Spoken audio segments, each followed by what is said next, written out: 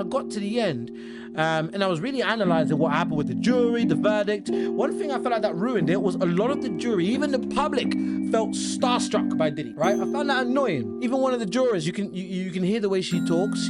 She sees him as a fan. She's a fan. She talks about loving the music, and she talks about one of the bands that he made. I think what was his favorite band, YB2, something like that. It was her favorite band, and she loved all the music. It's from her time. She's trying to say she's a fan without saying she's a fan. Well, we can all tell she's a fan. And people were looking at a celebrity, not a defendant. That alone made witnesses and victims feel like they weren't being taken seriously. Another thing which I don't understand is a jury is normally sequestered for a high-profile case like this. What that means is they're made to live in separate quarters, separate accommodation, away from they're not allowed to speak to their families, their friends, and it's only because they want to protect the integrity of the case and their judgment. But the last thing they want is the court of public opinion, you going on Instagram, seeing a couple posts, and the next thing you know, you don't even know what judgment that you're giving. Because now you're going against, a lot of people can be swayed by what they see on social media. However, this jury was not sequestered. They were allowed to go home, look at social media, look at posts. And P. Diddy was speaking to his lawyer at the beginning of the documentary, and you can tell he's very knowledgeable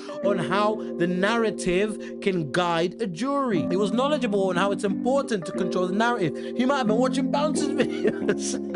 Might be the second time I've mentioned that. But it's important to note, man, like a lot of people were swayed and easily swayed based on what they might have seen. And had they have been sequestered in a separate accommodation and they were only given the details of the case, the facts, I think they would have made a bit of a better decision. But that's hard to tell because I wasn't there.